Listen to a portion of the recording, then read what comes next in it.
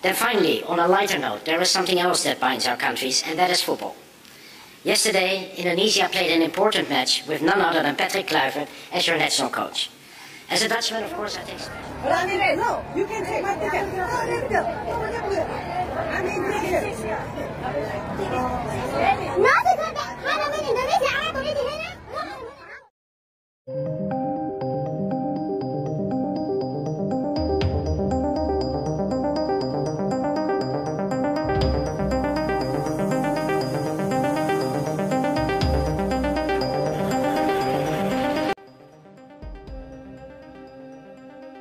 Diskriminasi supporter timnas Indonesia berbuntut panjang, usai pihak keamanan Stadion Jeddah dengan sengaja melarang masuk supporter Indonesia. Tuan rumah Arab Saudi pun meminta maaf atas tindakan yang tak manusiawi yang telah terjadi. Namun sebelum kita lanjut ke berita terlengkapnya, alangkah baiknya bagi kalian untuk menekan tombol like terlebih dahulu. Dan yang belum subscribe, tolong subscribe channel ini dulu. Karena satu like dan satu dari kalian itu ternyata bisa mengurangi satu angka pengangguran yang ada di Indonesia. Dan kalau sudah saya ucapkan terima kasih, langsung saja kita gas ke pembahasannya. Fans timnas Arab Saudi sendiri menyayangkan hal ini terjadi, pernyataan mereka pun akan memboikot negaranya sendiri jika hal ini terulang kembali. Insiden terkait supporter Indonesia yang dipersulit masuk stadion oleh aparat keamanan Arab Saudi menjadi viral dan menuai kecaman luas. Tersebar ratusan supporter Garuda yang sudah mengantongi tiket resmi melaporkan mereka ditahan dan diperlambat masuk stadion. Banyak yang terpaksa menunggu lebih dari 1 jam di luar gerbang hingga pertandingan sudah berjalan. Sebagian bahkan tidak bisa menyaksikan jalannya laga sejak menit awal. Sejumlah rekaman video amatir yang memperlihatkan aparat keamanan Saudi sengaja menahan antrean reporter Indonesia langsung beredar luas di media sosial. Video tersebut menampilkan kondisi kacau di pintu masuk di mana supporter ditahan tanpa alasan jelas. Meskipun pemeriksaan tiket dan identitas sudah dilakukan, ini jelas bukan soal teknis, ada indikasi kesengajaan memperlambat masuknya fans Indonesia. Kami merasa ini bagian dari strategi untuk mengurangi dukungan langsung kepada tim, ujar salah satu saksi mata asal Jakarta. Respon FIFA dan AFC, kasus ini tak bisa lagi dianggap sepele setelah Presiden FIFA Gianni Infantino serta Presiden AFC Sheikh Salman bin Ibrahim Al Khalifah dilaporkan turun tangan untuk meminta laporan resmi. Kedua otoritas sepak bola tertinggi itu disebut menerima banyak laporan dan bukti visual dari publik terkait insiden ini. Jika benar ada upaya sistematis untuk menghalangi supporter yang sudah membeli tiket resmi, ini jelas pelanggaran serius terhadap prinsip fair play, kata seorang pejabat IFC kepada media Timur Tengah. Kini muncul desakan keras dari Republik Indonesia dan komunitas sepak bola internasional agar FIFA dan AFC memberikan sanksi tegas terhadap Federasi Sepak Bola Arab Saudi. Bahkan sebagian fans menyerukan agar kemenangan Arab Saudi dalam laga ini dibatalkan karena dianggap tercoreng praktik tidak sportif. Kuota tiket jadi sorotan. Sejak sebelum pertandingan, persoalan distribusi tiket sudah menuai polemik. Dari kapasitas stadion yang mencapai 60.000 kursi, hanya 4.000 tiket yang diberikan kepada supporter Indonesia. PSSI bahkan sudah sempat mengajukan tambahan kuota, namun ditolak mentah-mentah oleh pihak SFA. Keterbatasan kuota tersebut ditambah dengan perlakuan aparat keamanan yang mempersulit akses masuk membuat situasi semakin memanas. Seakan-akan mereka ingin membatasi sorakan Garuda di stadion. Tapi meski kami dipersulit, kami tetap bernyanyi dari luar, ujar seorang anggota supporter Garuda yang mereka momen viral tersebut. Reaksi publik internasional insiden ini langsung menjadi headline di berbagai media asing. Media Asia dan Timur Tengah menyoroti bagaimana perlakuan tidak adil itu bisa mencoreng citra Arab Saudi yang selama ini mengklaim sebagai tuan rumah berkelas dunia. Banyak warganet di media sosial menggunakan tagar Justice for Indonesian Fans dan Fair Play for Garuda mendesak FIFA untuk tidak tinggal diam. Bahkan sejumlah analis menilai insiden ini bisa berdampak pada reputasi Arab Saudi yang sedang gencar mengkampanyekan diri sebagai pusat olahraga global. Penutup, bagi Indonesia, hasil pertandingan di lapangan memang penting. Namun, insiden memalukan ini membuktikan bahwa perjuangan Garuda bukan hanya melawan 11 pemain di lapangan, melainkan juga melawan ketidakadilan di luar arena. Kini semua mata tertuju pada FIFA dan AFC. Apakah mereka berani menindak tegas tuan rumah, ataukah kasus ini akan berakhir tanpa kejelasan? Yang pasti suara supporter Indonesia sudah lantang menggema.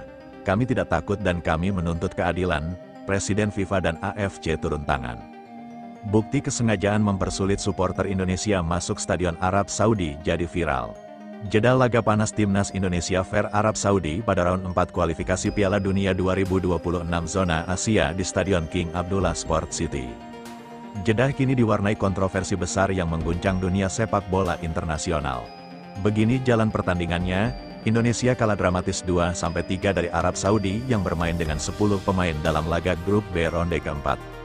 Kualifikasi Piala Dunia 2026 di Stadion King Abdullah Sport City, Kamis tanggal 9 Oktober tahun 2026. Timnas Indonesia langsung memperagakan permainan direk dengan mengirimkan umpan-umpan lambung ke pertahanan Arab Saudi di menit pertama. Di menit kelima, Indonesia mendapatkan peluang lewat aksi Milano Jonathan yang memanfaatkan blunder Hasan Altambakti. Altambakti pun dapat kartu kuning karena menarik Milano Jonathan. Indonesia kemudian dapat peluang lagi di menit ke-6 lewat sundulan Jesus namun melenceng ke sisi kiri gawang Arab Saudi. Dalam momen ini, wasit mendapatkan laporan dari VAR bahwa Altambakti diindikasikan melakukan handball usai terkena sundulan Jesus. Wasit Ahmad Al-Ali asal Kuwait mengecek VAR cukup lama, hingga akhirnya wasit Ahmad Al-Ali memutuskan penalti untuk Indonesia. Pada menit ke-11, Kevin Dick mengambil eksekusi penalti. Kevin Dick sukses membobol gawang Arab Saudi untuk membawa Indonesia unggul 1-0 atas Arab Saudi. Pada awal babak kedua, Patrick Kluivert memasukkan Eliano Reinders menggantikan Beckham Putra. Di awal babak kedua, Indonesia menampilkan permainan menyerang. Sebuah peluang didapat Indonesia di menit ke-49 lewat skema sepak pojok. Namun peluang tersebut bisa diamankan kiper Arab Saudi.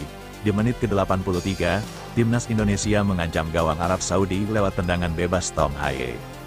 Namun, tembakannya masih bisa ditepis kiper Arab Saudi. Di menit ke-86, VAR meninjau handball dilakukan bek Arab Saudi, Nawaf Buwasel. Wasit memberikan penalti untuk Indonesia. Kevin Dick yang kembali menjadi eksekutor sukses menjalankan tugasnya untuk membawa Indonesia memperkecil ketertinggalan menjadi 2-3 di menit ke-88. Hingga pertandingan berakhir tak ada gol tambahan yang tercipta, Indonesia kalah dramatis 2-3 dari Arab Saudi. Berita kedua begini pernyataan media Arab Saudi yaitu Qora usai pertandingan Timnas Indonesia versus Arab Saudi di round 4 babak kualifikasi Piala Dunia tahun 2026. Media olahraga asal Arab Saudika mengeluarkan pernyataan yang mengejutkan dunia sepak bola. Dalam laporannya yang langsung menjadi sorotan publik Timur Tengah, Qora menulis bahwa Timnas Indonesia tampil luar biasa, disiplin, dan sangat taktis. Hingga membuat para pemain bintang Arab Saudi kewalahan sepanjang 90 menit pertandingan. Tak hanya itu, media Arab Saudi tersebut juga menegaskan bahwa Arab Saudi benar-benar dibuat tak berdaya menghadapi permainan modern dan agresif ala Patrick Kluivert. Laga ini dianggap sebagai salah satu penampilan paling mengejutkan dari tim Asia Tenggara dalam sejarah kualifikasi Piala Dunia. Dalam laporan utamanya, Qora secara belak-belakan menulis bahwa mereka tidak menyangka Timnas Indonesia mampu bermain seefektif dan seberani itu di kandang Arab Saudi. Media tersebut bahkan menyebut bahwa permainan Indonesia malam itu pantas mendapat tepuk tangan dari siapapun yang mencintai sepak bola. Kami tidak percaya dengan apa yang kami saksikan malam ini. Indonesia bukan hanya tampil penuh semangat, tetapi juga sangat matang. Secara taktik, mereka bermain dengan identitas yang kuat, disiplin, dan penuh perhitungan. Qora menambahkan bahwa permainan Indonesia kini sangat berbeda dibanding beberapa tahun lalu. Tim yang dulu dikenal hanya mengandalkan semangat dan kecepatan, kini telah bertransformasi menjadi tim yang memahami taktik modern dan penguasaan ruang. Patrick Kluivert telah membawa sesuatu yang baru ke dalam sepak bola Asia Tenggara.